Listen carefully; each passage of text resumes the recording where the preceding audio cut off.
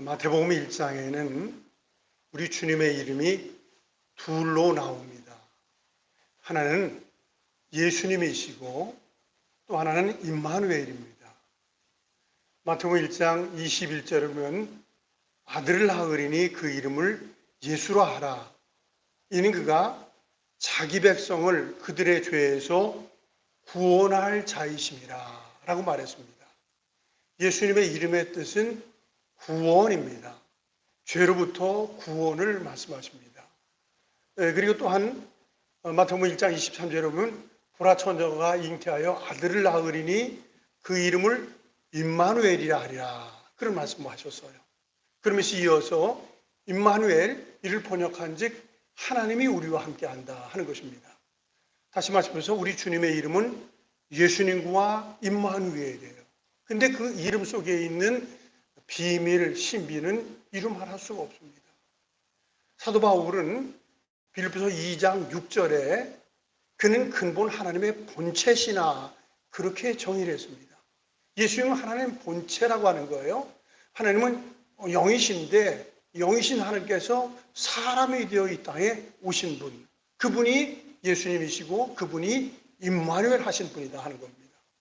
요한복음 20장에 보면은 도마가 예수님을 만나고 부활하신 주님을 만나고 신앙의 고백을 하지요. 나의 주님이시요 나의 하나님이시니이다. 참 귀한 신앙 고백을 합니다. 예수님은 나의 주님이시고 나의 하나님이 되신다 하는 귀한 신앙적 고백을 합니다. 베드로가 참 놀라운 변화가 일어났어요. 사실은 그가 성전에 늘 드나들었던 것 같아요. 그리고 성전 미문 앞에 앉아있는 구보라는 사람을 여러 차례 보았으리라고 생각을 합니다. 그런데 그가 사실 오순절에서 성령 강림절로 바뀌어지면서 그가 변화가 일어났어요. 종교의 한 사람이었는데 종교인의 한 사람이었는데 성령의 사람은 완전히 바뀌어지면서 신앙으로 바뀌어지면서 중심의 변화가 일어나는 거예요. 그래서 앉아있는 사람 수도 없이 봤을 것 같은데 그가 성령 체험하고 나서 달라진 거예요. 야, 뜨거운 마음이 그 속에 일어나면서 외치지요. 나사렛 예수 그리스도의 이름으로 명하노니 그러면서 예수님의 이름을 말합니다. 예수님의 이름이라는 것은 그 안에 힘이 있고 권능인 것입니다. 그래서 외치는 것은 일어나 걸어라 라고 강력하게 말씀하십니다. 역사는 일어난 걸 우리가 잘 압니다. 그러나 이미 베드로의 심령 가운데 오순절이 성령의 강림적으로 바뀌어져 있고 종교인이 신앙으로 바뀌어져 있는 육신의 사람이 영의 사람으로 바뀌어진 상태예요. 거기서 역사가 일어나는 것입니다. 자, 그런데 이 말씀에 의해서 그가 일어나지 않습니까? 놀라운 일이지요. 그런데 자리에서 일어난 이 사람의 삶의 여정이 적어도는 4가지의 상태로 바뀌어진다고 볼 수 있습니다. 제일 첫 번째는 육신적인 질병을 치유받습니다. 놀라운 일이에요. 우리가 잘 알지 않습니까? 사람이 가지고 있는 그 질병과 장애는 다른 것입니다. 질병이라는 것은 병이 왔다가 어떤 순간에 그 병이 떠나가는 거예요. 뭐 약을 통해서도 치료될 수 있고, 의술을 통해서도 치료를 할 수 있고, 뭐 수술을 통해서도 치료하는 것, 뭐 감기라든지 안질이라든지 이런 것들은 다 질병이라고 보는 겁니다. 다 치료하면 고쳐지는 것을 질병이라고 얘기를 해요. 그러나 장애라고 하는 것은 병이 왔는데 그 병은 평생도록 가지고 사는 거예요. 얼마나 힘들겠습니까? 근데 이 사람은 질병이 아니라 장애를 가지고 있는 것이고 더더욱이 나면서부터 그 장애를 가지고 있기 때문에 고쳐진다 하는 생각을 본인부터 못했을 것 같습니다. 근데 베드로예요.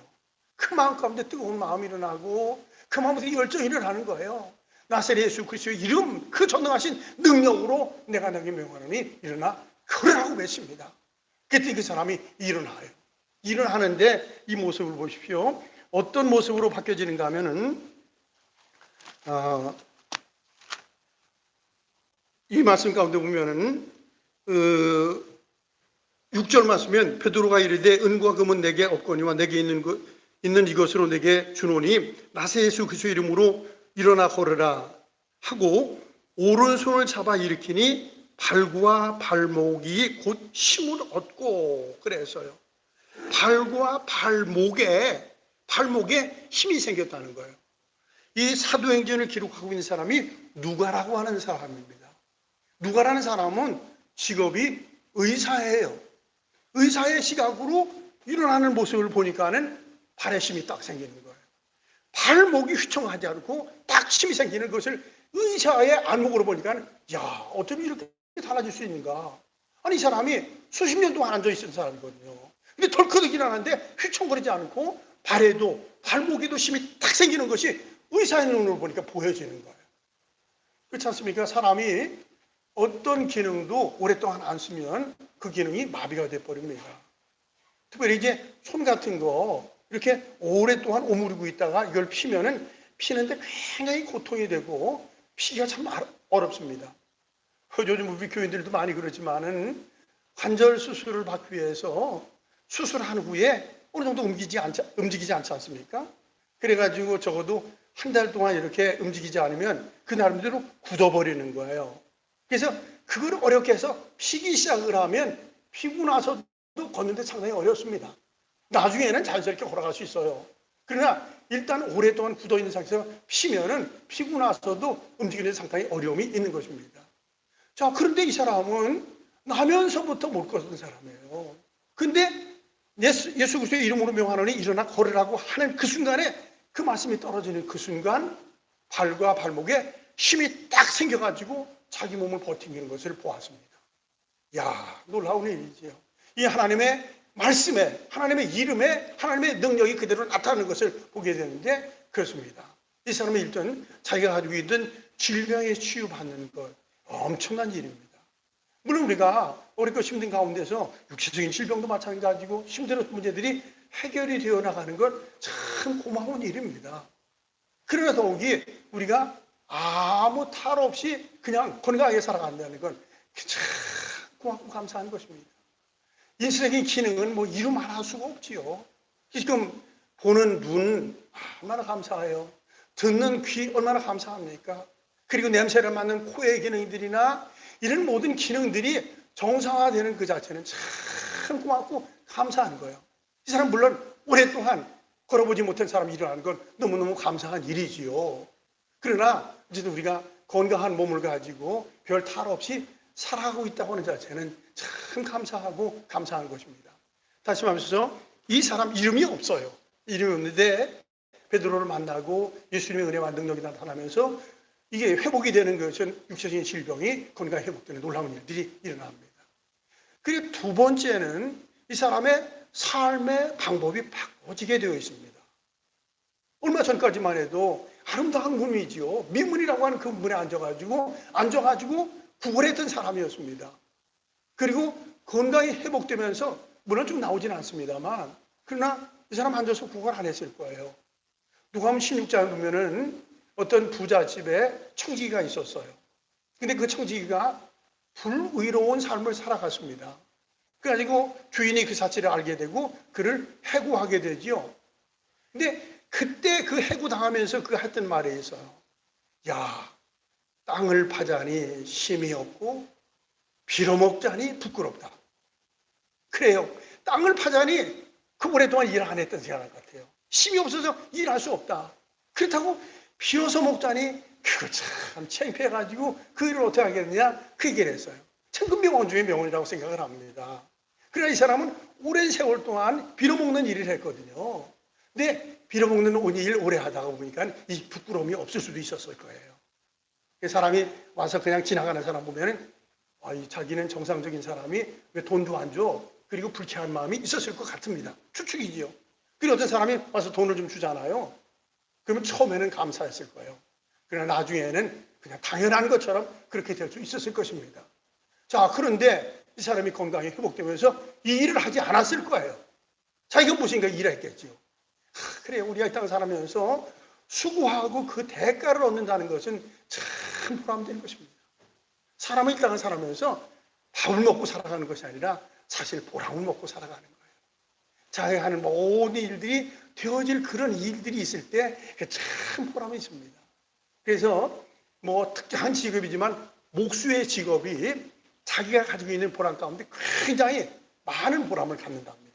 그래서 뭐를 만들어가지고 그것이 고쳐지고 제대로 되는 거 보면 그걸 보면서 그렇게 좋다는 거예요. 목수의 직업이 굉장히 보람스럽답니다.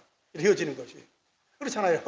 요즘 이제 농사철이 되면서 우리 교인들이 뭐 크게 농사 지는 분들은 없지만은 어쨌나 텃밭이나 이런 것들을 하면서 하여튼 봄지나 여름 지나면은 텃밭에 그 잡초들이 왜 그렇게 많이 나는지 알 수 없지요. 어떤 분이 그러더라고요. 잡초를 호미로 쭉 메고 가는데 뒤를 돌아보면은 잘 맺잖아요. 참 거부감이 있습니다. 근데 어떤 분이 과장스럽게 얘기하더라고요. 앞에 풀을 쭉 메고 가면은 뒤를 보면 뒤에 벌써 나와 있대요. 풀이.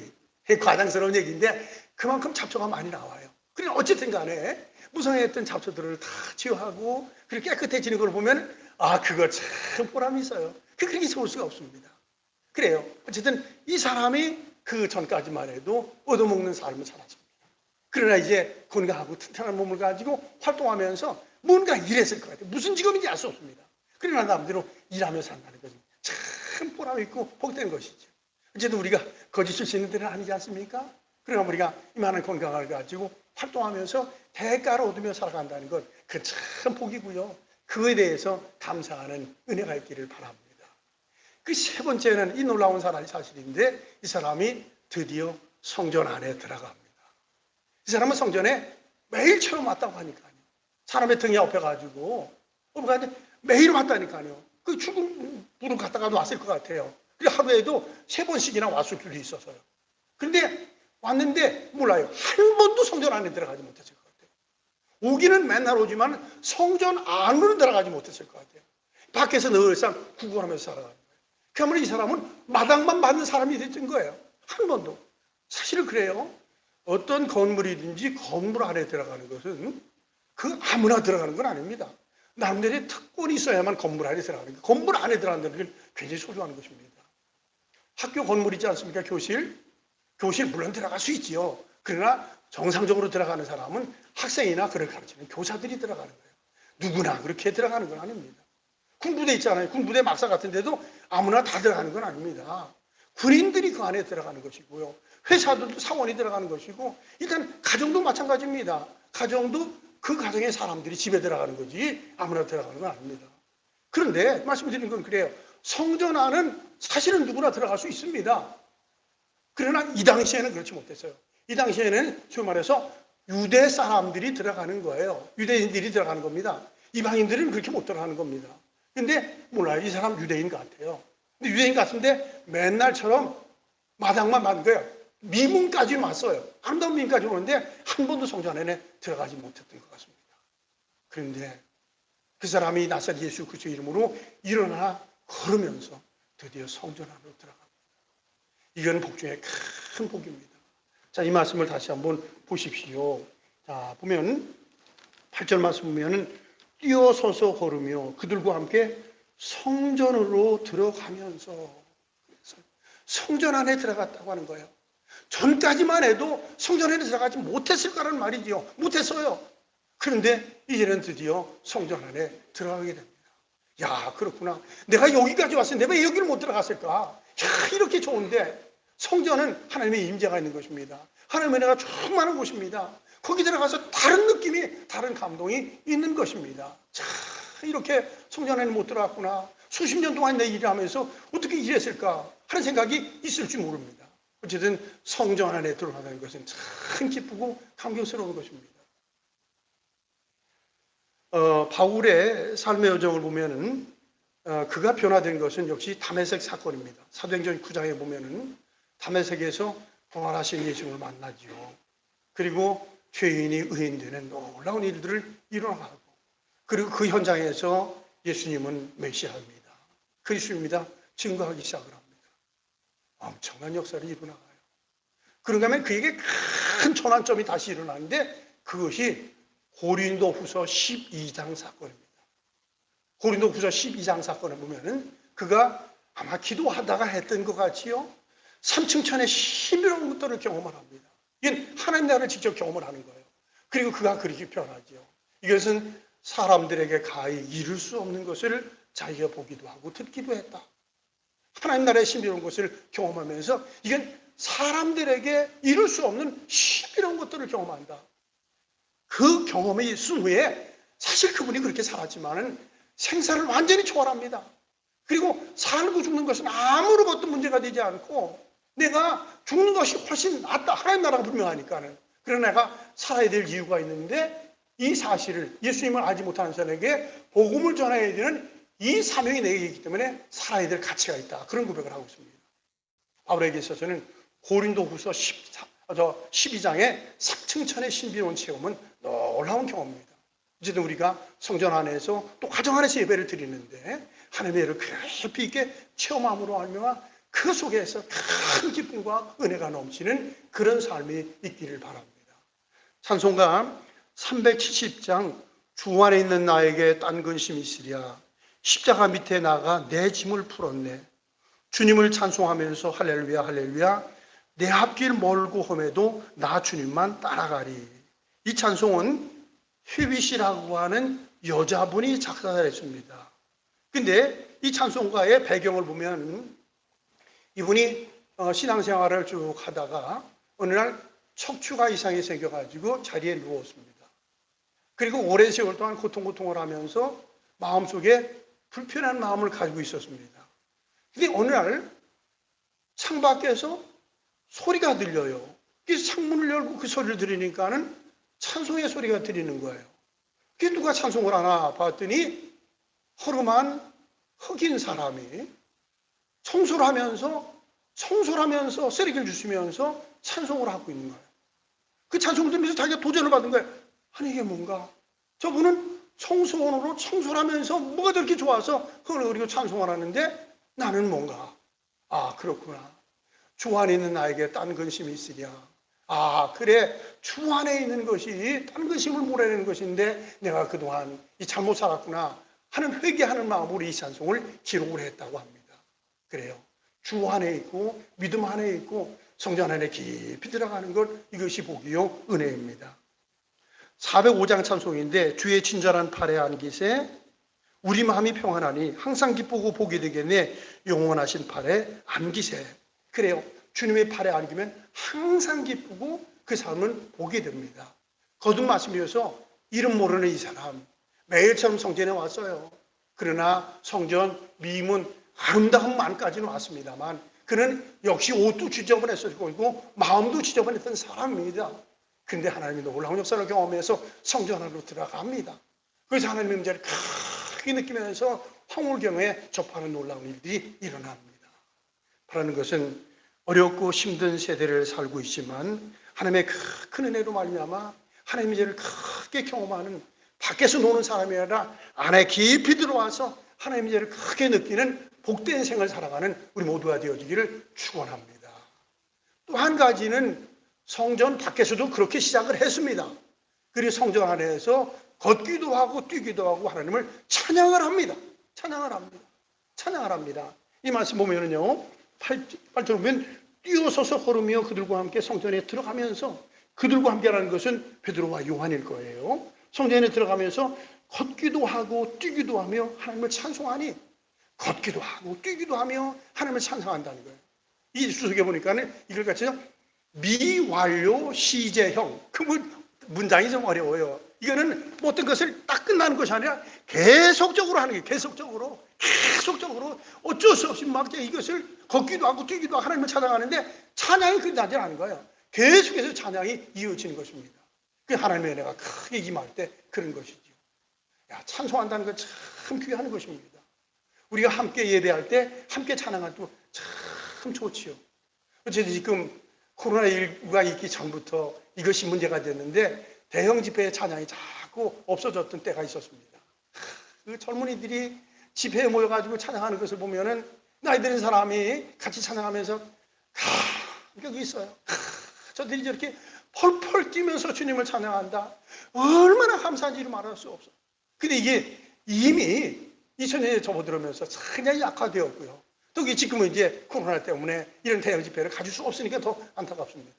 그러나 우리가 그래도 모여가지고 가정 안에서 찬양해야 되는 거 감사해요. 그러나 사실은 진정한 찬양은 더불어 찬양하는 것 소중한 것입니다.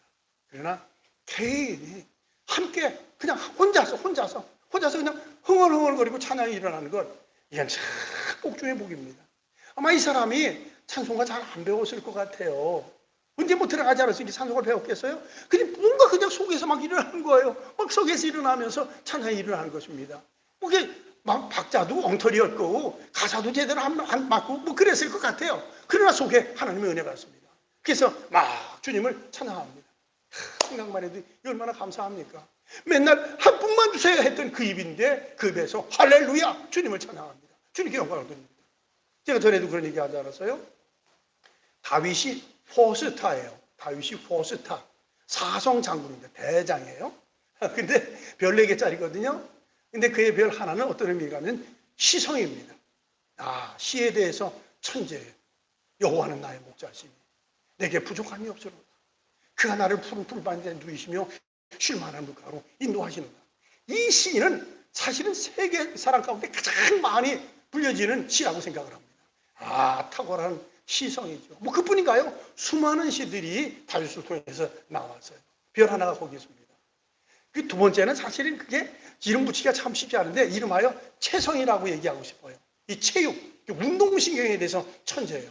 그렇잖아요. 사무엘상 17장에 보면 골리앗과 싸울 때 물맷돌 가지고 가는데 한 방으로 그냥 이마 맞춰가지고 쓰러뜨리거든요. 몰라 하나님의 능력입니다. 그러나 그에게 운동신경이 탁월한 사람이에요. 하나로다가 이마를 딱 맞춰가지고 쓰러뜨리죠. 두 번째는 악성입니다. 악성이 악을 쓴다는 것이 아니라 음악에 대해서 천재입니다. 음악에 대해서 천재예요. 그렇잖아요. 자기가 수금을 탔는데 귀신에 벌벌 떨고 있던 사울이 귀신 들리게 쫓잖아요. 와, 굉장하지요. 이건 뭐 그분은 아마 가사도 마찬가지고 곡도 마찬가지고 대단한 사람이라고 생각하는데 거기에 영감이 영성이 있었던 거예요. 그래서 악한 영들이 다 떠나가는 일들이 있습니다. 그 네 번째는 영성의 사람입니다. 영감이 있는 사람이에요. 하나님의 가득히 쳐져 살아가는 거예요.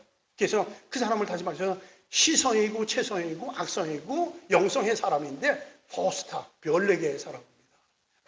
참 놀라운 일이지요. 또 여기 사무엘하 6장에 보면은 하나님의 언약궤가 오벤 에돔이라고 하는 사람 집에 오랫동안 있었습니다. 근데 어느 날 하나님의 언약궤가 다윗성으로 옮겨지기 시작을 합니다. 근데 그 모습을 보면서 너무너무 기쁜 거예요. 하나님의 언약궤가 다윗성으로 들어온다. 그래가지고 덩실덩실 춤을 추는데 그가 왕복도 안 입었던 것 같아요. 그래서 자기의 살을 드러내면서 부끄럽게 춤을 춥니다. 그랬더니 그 아내가 미갈이었는데 임금이 없지 채신머리 없게 그렇게 춤을 춥니까? 그리고 질책을 하지요. 근데 하나님의 은혜가 있는데 거기 무슨 체면이 있습니까? 거기 무슨 폼 잡을 게 어디 있어요? 그냥 하나님의 은혜가 좋아가지고 덩실덩실 춤을 추는 거예요. 그렇습니다. 하나님의 은혜가 있는 사람은 찬양하는 사람이고 하나님의 은혜가 있는 사람은 춤을 추면서 살 수 있는 사람인데 여기 이름으로 할 수 없는 이 사람이 나사렛 예수 그리스도 이름으로 명하늘 일어나 걷는 그 사건을 통해서 걸어가요. 뛰기도 해요. 그래서 자꾸만 자기 다리를 확인해 봤을 것 같아요. 이게 진짜 맞나? 이게 진짜인가? 이거 꿈을 꾸고 있나? 생신가? 그리고 그랬을 것 같아요. 베드로도 그 광경을 보면서 진짜 저거 어떻게 된 거야? 그리고 같이 놀랐을 거예요. 놀라면서 하나님을 찬양하는 그 장면입니다. 진정한 찬양은 하나님의 큰 은혜가 임할 때 찬양이 되어집니다.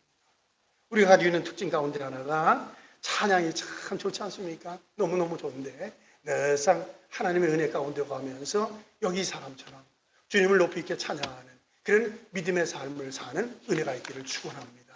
자, 그러면서 이렇게 되어지니 이것이 누구를 특별히 간증한 건 아니에요. 근데 그냥 간증이 돼버리는 일들이 일어납니다. 9절과 10절의 말씀을 같이 한번 읽죠. 시작.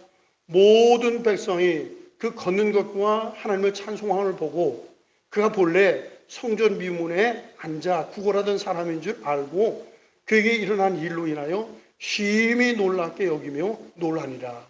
자, 그 사람이 성전 안에서 얼마나 있었는지 알 수 없어요. 그리고 나온 것 같아요. 나오는데 나와서도 미완료 시제형이 계속해서 이어지는 거예요. 그 안에 들어갈 때도 찬송하더니 그 안에서 찬송하더니 나와서도 덩실덩실 춤을 추는 거예요. 근데 주변 사람들이 보니까 아니 저 사람 그 사람 아니야? 저 사람은 그 사람 아니야. 그 사람이라는 것은 성전 명문에서 한 번만 달래니까요 그랬던 거거든요. 그런데 그 사람이 덩실덩실하고 있니? 이게 웬일이에요? 하나님의 놀라운 역사입니다. 이분이 아마 집에 갔자 오지 않아서 옷은 허름한 옷을 그냥 입고 있었을 것 같아요. 근데 이 옷 바꿔 입었겠습니까? 근데 아무리 봐도 표정이 다른 거야. 전에는 아주 쇼인지 모르겠는데 하여튼 얼굴을 인상을 쓰면서 한 푼 한 푼 했는데 이제 보니까 얼굴이 환한 거야 그냥. 아주 밝게 해가지고 이야 어찌면 천우수가 있냐. 이 사람이 그 사람 맞아. 이게 도대체 어떻게 된 거야? 맞지요? 그래요. 바울이 그런 말을 했죠. 누구든지 그리스도 안에 있으면 어떻게 된다고요? 새로운 피조물이다. 봐라 이전 것은 지나갔으니 새 것이 되어노라. 할렐루야. 그래요. 누가 됐든지 마찬가지예요. 예수님 안에 있고 생명 안에 있고 예수님의 능력 안에 있으면 새로운 삶을 살아갑니다. 이건 작심과 결심해서 되는 건 아니에요. 성령의 역사라면 이렇게 되는 겁니다. 앞에도 말씀드렸지만 베드로가 이런 변화를 누가 경험을 했나요? 그렇잖아요. 근데 그가 오순절 성령 강림을 체험하면서 성령의 삶으로 바뀌어지는 일들이 일어난 거예요. 자기는 없습니다. 나사렛 예수 그리스도 이름만 드러내는 것입니다. 여기 하나님의 역사가 일어나는 것입니다. 기독교 신앙은 변화해 있는 거예요. 다른 것이 변화가 내 심령 가운데 변화가 일어납니다. 변화가 일어나면 얼굴도 바뀌어져요. 그리고 가치도 바뀌어져요. 말도 다 바뀌어집니다. 할렐루야. 이건 억지로 되어지는 것이 결코 아니라는 얘기죠. 이 사람 그 사람 맞아? 맞죠? 맞습니다. 놀라운 일이죠. 한 푼만이 아니라 할렐루야로 바뀌어지는데요. 할렐루야. 이게 하나님의 역사입니다. 오늘 우리가 살고 있는 시대는 참 어려운 시대를 살고 있는 것은 사실입니다. 그러나 믿음으로 살면 이 어려움을 이겨나갈 수가 있습니다. 성령의 역사가 일어나면 얼마든지 가능한 것입니다. 자, 생각해보세요. 이 사람 사실은 안 되는 사람입니다. 나면서부터 앉은 배인데 일어나라고 일어나지나요. 말도 안 되는 소리 왜 하고 있나. 왜 이렇게 사람 뻥치고 난리야. 그럴 수 있어요. 근데 그 말씀에게 자기 가슴을 쳤고요. 치는 그 순간에 벌떡 일어난 거예요. 일어났더니 의사가 얘기하는 것처럼 발과 발목에 힘이 생긴 거예요. 그리고 걸어보고 그리고 뛰어보면서 이건 주님이 하셨습니다. 주님께 영광을 돌립니다. 주님을 찬양합니다. 그리고 이 말씀을 보십시오. 여기 보면 10절을 보면 그가 본래 성전 묘문에서 앉아 구걸하던 사람인 줄 알고 그 분명히 그 사람이란 말이지요. 그에게 일어난 일, 그에게 일어난 사건 인하여 심히 놀랍게 여기며 놀라니라. 여기 놀란다는 여기엔 엑스타시라고 하는 말이더라고요. 엑스타시. 우마! 이게 도대체 뭐야? 그리고 깜짝 놀라는 엑스타시하는 일들이 일어났다는 사실입니다. 사실 성경에 이런 일들이 얼마나 많은지 알 수 없어요. 두 이스라엘민들이 애굽에서 나오는 것이 엑스타시하는 일들이 일어나는 거예요. 출애굽 14장에 보면 홍해를 건너 나오지 않습니까? 세상에 어떻게 홍해바다를 건너 나와요? 그리고 쫓아오던 사람들은 애굽의 군인들 병거 마병 다 수장짓게 버렸는데 멀쩡하게 나옵니다. 그리고 15장으로 넘으면서 모세가 하나님이 하셨습니다. 하나님께 영광을 돌립니다. 그 하나님을 크게 찬양하는 그 장면. 큰 사건이 있은 후에 하나님이 했다는 것은 신앙화될 때 그것이 찬양으로 이어지는 것입니다.